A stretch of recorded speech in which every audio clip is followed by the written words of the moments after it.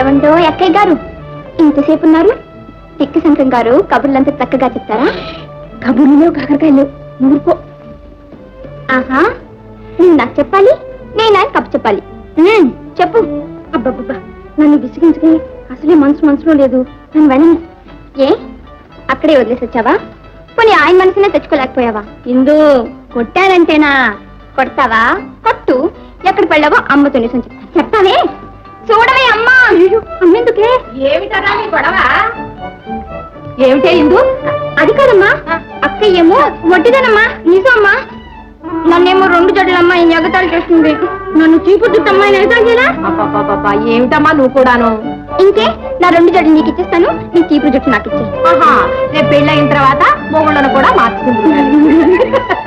సరే కానీ వెళ్ళి పడుకోండి. 2 జడలు